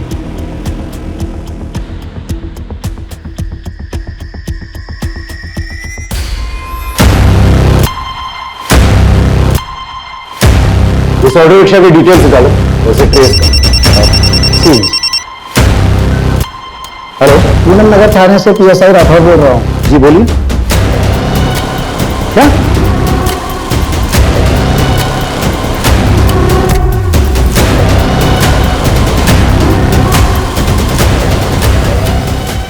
सर, पोस्टमार्टम रिपोर्ट के मुताबिक माधुरी की मौत 25 जुलाई को दोपहर 3 और 4 के बीच में सर फटने से हुई थी। इसके बाद उसके शरीर के टुकड़े किए गए और सर सारे बॉडी पार्ट रोड के लेफ्ट साइड में फेंके गए थे। ये साड़ी पे स्टेन्स क्या है? इसकी रिपोर्ट है आपके पास? नहीं सर। इसकी एक रिपोर्ट बनाइए और मुझे भेजिए। हाँ सर। सर, जिसको हम सस्पेक्ट मान के चल रहे थे, किसी ने उसी को मार दिया। सर, इस केस में चल क्या रहा है मुझे सच में समझ में नहीं आ रहा। चिंडे, लगता है बहुत बड़ा खेल है जिसे शायद वो बिल्डर खेल रहा है। मतलब? ये बिल्डर जो है शतरंज का खेल खेल रहा है। इसने दो महारथियों को आपस में भिड़ा दिया। कोई कटे या मरे उसे कोई फर्क नहीं पड़ता। उसे सिर्फ बिसात जो है खाली चाहिए। और ये बिसात वो जमीन जिसमें वो रीडेवलपमेंट करना चाहता है। गायकवाड़ एक काम करते हैं, अंबेडकर नगर से उस एरिया तक जहां पर माधुरी का लास्ट बॉडी पार्ट मिला, उस पूरे एरिया का सीसीटीवी फुटेज देखो क्या निकल गया। उस बिल्डर को बुलाओ। सर, इस धंधे में माधुरी, अब्दुल जैसे लोगों की हमें जरूरत पड़ती है, क्योंकि ये लोकल होते हैं और लोग इनकी बातें सुनते हैं। इन्हीं के माध्यम से हम अपना काम करवाते हैं, लेकिन सब कुछ कानून के दायरे में रखे सर। ये किसी को मारना, पीटना, गायब करना, मर्डर करना, ये हमारा काम नहीं है। आप चाहें तो हमारे बारे में इंक्वायरी कर सकते हैं। ठीक है, अब जा सकते हैं, लेकिन जरूरत पड़ेगी तो फौरन आइएगा। जी बिल्कुल। Thank you sir. इस बिल्डर के खिलाफ मुझे पक्का सबूत चाहिए। सर, वो ऑटो वाला मिल गया, उसको बाहर बिठा कर रखा।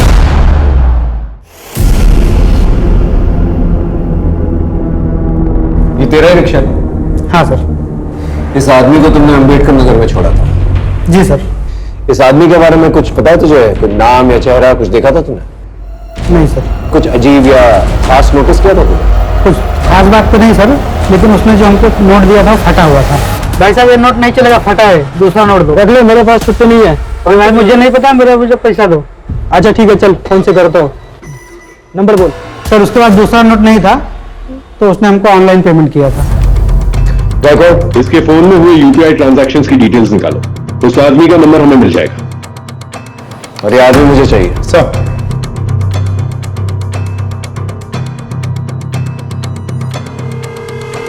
बता, निर्मला को क्यों मारा? सर, मैं सच कह रहा हूँ, मैंने किसी को नहीं मारा। देख, सारे प्रूफ है हमारे पास।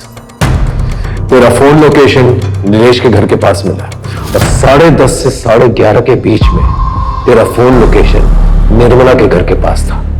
क्या कर रहा था वहां पर तू? नीलेश के घर में गया था और उसके बाद में वहां से निर्मला के घर भी गया था, क्योंकि मैं उस धोखे पर निर्मला को मारना चाहता था सर, जिसकी वजह से मेरी माँ की दर्दनाक मौत हुई है। मुझे अपने ऑफिस के काम से अपनी बीमार माँ को घर में छोड़ के कुछ दिनों के लिए बेंगलोर जाना पड़ा। उसी दौरान सर उस निर्मला ने मेरे घर में एंट्री की। पता नहीं किस तरह उसने मेरी माँ से अपनी दोस्ती बढ़ाई और मेरी माँ को अपने झांसे में लेकर वो एक हेल्थ कार्ड बनाने के नाम पर मेरे घर से सारा पैसा लेके चली गई सर। जब मैं बेंगलोर से वापस आया तो मेरी माँ बहुत बीमार थी सर। मैं अपनी माँ को लेकर जल्दी से हॉस्पिटल गया सर। हॉस्पिटल जाने पे मुझे पता चला वो जो हेल्थ कार्ड उसने बना के दिया था वो तो सर जाली था, उसमें कुछ भी नहीं था। मेरे सारे पैसे लेके चली गई थी सर। उस धोखेबाज की वजह से मेरी माँ की बहुत दर्दनाक मौत हुई सर। मेरी माँ ने मुझे 2 चीजें बताई थी, एक तो वो हेल्थ कार्ड और एक बिना सरनेम का नाम, ये निर्मला। सर वो सब लोग उठ के निर्मला को ढूंढने लग गए। आई उठा आई अंदर ही होगी ना? अरे अंदर भी है। ए प्रशांत, आई नहीं मिल रही है, चल देख की तरह। मैं बहुत घबरा गया था इसलिए मैं वहां से भाग आया सर। अच्छी कहानी, लेकिन एक इंसान इतना कुछ कर सकता है पता ढूंढने के लिए, तो जब पता मिल जाएगा तो उसके साथ क्या करेगा? चल ठीक है, ये बता, माधुरी के साथ क्या प्रॉब्लम थी तेरी और उसे क्यों मारा? कौन माधुरी सर? तो तू माधुरी को नहीं जानता? नहीं सर, मैं किसी माधुरी को नहीं जानता। नहीं जानता? सर मैं सच कह रहा हूं, मैं किसी माधुरी को नहीं जानता।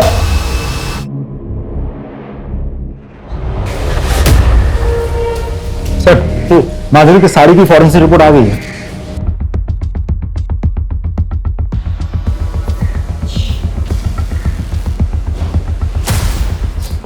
हो साहब, वो गाड़ी मेरी ही है, लेकिन 25 तारीख की दोपहर को मैंने गाड़ी भाड़े पे दी थी। किसको? देख अब्दुल, तेरे खिलाफ हमारे पास सारे सबूत। तूने 19 जुलाई को राकेश से भाड़े पे गाड़ी ली, और वही गाड़ी जो है अंबेडकर नगर से पूनम नगर तक हमें दिखी है सीसीटीवी कैमरा पे। और उसी ड्यूरेशन के दौरान तेरा फोन भी स्विच ऑफ था। जब हमने ड्यूरेशन ट्रैक किया तो पता चला कि तो अंबेडकर नगर से पूनम नगर तक का तकरीबन 3 घंटे लगते हैं। चल अब सच सच बता, तू ही गाड़ी चलाता था और तूने ही खून किया ना माधुरी और निर्मला का? नहीं साहब, मैंने सिर्फ माधुरी को मारा है, लेकिन निर्मला को मैंने नहीं मारा। झूठ मत बोल, तेरी पूरी कुंडली है मेरे पास। तू बिल्डर के टच में था और तूने निर्मला के पति के जरिए वो घर जो है बिल्डर के नाम पर कर दिया था, है ना? साहब वो बात सच है, लेकिन मैंने सिर्फ माधुरी को मारा है। खोपड़ी खराब करके रखी थी उसने। मेरी चुगली करेगा तू? मेरी जगह लेना चाहता है तू? चल बाहर निकल यहाँ से, निकल साला गंदी वाली का कीड़ा। एरिया में फिर से आने का नहीं, समझा? उसके बाद राकेश से मैंने गाड़ी भाड़े पे ली, बॉडी के टुकड़े किए और रास्ते में फेंकता चला गया। अब साहब कोई इंसान सारी उम्र तो किसी की गुलामी नहीं कर सकता ना, इसलिए मार दिया। उसके बाद उसका और बिल्डर का दोनों का काम संभालने लगा, लेकिन साहब निर्मला को मैंने नहीं मारा। सर मुझे अब भी नहीं लगता कि ये सच बोल रहा है। खातिरदारी करते रहो, कभी ना कभी तो सच बोलेगा ही।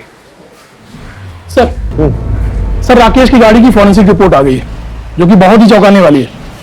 सर उस गाड़ी में एक नहीं बल्कि 2 इंसान के ब्लड के ट्रेसेस मिले। अब बोलना शुरू करेगा? आप लोगों की कुछ गलतफहमी हुई है, मैं कुछ नहीं किया। तेरे खिलाफ हमारे पास सबूत भी है और आई विटनेस भी। आई विटनेस? तेरी गाड़ी में निर्मला के ब्लड के ट्रेसेस भी मिले और हमें पता है तू मार कर उसी गाड़ी में लेकर गया था उन्हें। मैं क्या करता साहब, ये काम मैं अकेले नहीं कर सकता था, इसीलिए मैंने प्रशांत को भी शामिल करने का डिसीजन लिया। इसके लिए साहब इसका ब्रेन वॉश करना बहुत जरूरी था। इसका अंडर 16 ट्रायल मैच था ना, आई ने इसके गले में एक ताबीज बांधी थी। मैंने इसको उस दिन नशीला पदार्थ खिला दिया, तो मैच ही नहीं खेल पाया। फिर मैंने इसको बताया कि ये जो आई ने गले में ताबीज बांधी है ना, इसके कारण तो मैच ही नहीं खेल पाया। साहब आपको याद है एक पुलिस वाले की लाश मिली थी जिसपे कीड़े पड़ गए थे, वो पेपर में भी छपा था। मैंने प्रशांत को बताया कि आई ने इसको श्राप दिया था। मैं खुद साहब इसके सामने नकली खून की उल्टियां करता था। पहले इसको बताया कि आई के काला जादू के कारण मेरे को कैंसर हो गया है। मैंने इसके दिमाग में ये बातें बैठा दी कि ऐसे लोग किसी के सगे नहीं होते, ये लोग अंधे होते हैं। ये लोग अपने स्वार्थ के कारण अपने कोख की भी बलि दे सकते हैं। अगर हम दोनों को बच रहे हैं ना, तो हमें कुछ करना होगा, तब जाके ये माना साहब। हमने डिसाइड किया था कि आई को ऐसे मारेंगे ना ताकि ये सुसाइड लगे। हम सोच ही रहे थे कि अपने प्लान को कैसे अंजाम दें, तभी बाबा आ गए। फिर हमें लगा कि ये तो अच्छी बात है, अब अगर कुछ होता है शक बाबा के ऊपर जाएगा, ताकि वो इतने सालों बाद वापस आए। तो उसी दिन हमने खाने में दवाई मिला, वो फूड पॉइजनिंग वाला केस हुआ था ना, इस रात को जब चौली के सारे लोग सुकून से सो रहे थे, बाबा भी घर में नहीं थे, मैंने आई को पानी में नींद की दवा मिला के पिला दिया। फिर साहब जब वो अपना होश खोने लगी ना, तब हमने अपने प्लान को अंजाम दिया। तो इस दुनिया की सबसे अच्छी आई है, और तू अपने ही बच्चों के लिए जान का खतरा बन गई है। तुझे इस दुनिया से जाना होगा, पर तू चिंता मत कर आई, तेरे बच्चों ने तेरे मोक्ष का सारा इंतजाम कर दिया है। आज 19 जुलाई, हम तुझे उसी पेड़ के नीचे गाड़ेंगे जहां नाना जी की अस्थियां गड़ी हुई है, और वो जो ब्लेड थी उसको कपड़े से पोंछ के आई की बॉडी के पास रख दिया और वापस घर आके सो गए। लेकिन तुमने अपनी मां को मारा क्यों? मैं क्या करता साहब? मैंने कहा ना, मैं तुझे सलमा से शादी नहीं करने दूंगी। लेकिन काय को आई, मैं सलमा हम दोनों एक दूसरे से प्यार करते हैं, तो तुझे प्रॉब्लम क्या है? प्रॉब्लम? कितनी प्रॉब्लम्स गिनाऊं मैं? तुम दोनों की उम्र जो कानून के हिसाब से भी शादी लायक नहीं है, और तेरा ये गाड़ी चलाने की आड़ में चरस गांजा का धंधा करना। आई छोड़ दूंगा मैं, हमेशा के लिए थोड़ी ना कर रहा है, बस कुछ दिनों के लिए कर रहा है। देखता कि तू, मैं, प्रशांत, सलमा इस गटर वाली जिंदगी से बाहर निकल सके, एक अच्छी जिंदगी जी सके। ये सपनों का लालच देना छोड़ दे तू, अपने तरीके सुधार, पढ़ाई पर ध्यान दे, गलत धंधे छोड़ दे और खासकर उस माधुरी की संगत में रहना छोड़ दे तू। नहीं छोड़ेगा, कुछ भी नहीं छोड़ेगा। और आई तेरे को पसंद नहीं है ना, तू देख तेरी मर्जी के खिलाफ जाके मैं सलमा से शादी भी करेगा। तू मेरी मर्जी के खिलाफ जाएगा? हाँ, कोशिश करके देख ले जरा, फिर देख मैं क्या करती हूँ। तेरी सारी असलियत, सारे काले कारनामों की पोल मैं सलमा और उसके परिवार वालों के सामने खोल दूंगी। फिर देखती हूँ तुम्हारी शादी कैसे होती है। वैसे भी जब तक मैं जिंदा हूं ना, सलमा से कभी शादी नहीं होने दूंगी। सर वो गटर वाले चौल पे बाकी लोगों की तरह कीड़े मकोड़ों की तरह मुझे रहते हुए देखना चाहती थी। तभी मैंने डिसाइड किया कि बहुत हो गया, हवाई के दिन पूरे हो गए, हवाई को मार के ना मोक्ष दे देना चाहिए। क्यों किया मेरे साथ ऐसा? क्यों करवाया मुझसे ये पाप? मैंने तुमको अपना भाई नहीं बाप समझा था। क्यों बोलो? अरे तेरे जैसे बेटे को फांसी की सजा भी बहुत कम है। मां बेटे जैसे पवित्र रिश्ते को दागदार कर दिया तूने।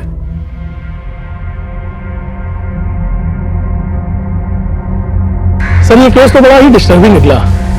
माँ बाप और बच्चों का रिश्ता जो है विश्वास और समर्पण पर टिका रहता है, लेकिन जब लालच बीच में आ जाती है ना, तो विश्वास और समर्पण दोनों खत्म हो जाता है। सर आपको नहीं लगता कि कहीं ना कहीं निर्मला खुद भी दोषी है? इसने अपने बच्चों को कभी ध्यान ही नहीं दिया, क्योंकि एक ही बार में बच्चों में इतना बड़ा बदलाव तो आया नहीं होगा। बिल्कुल ठीक है।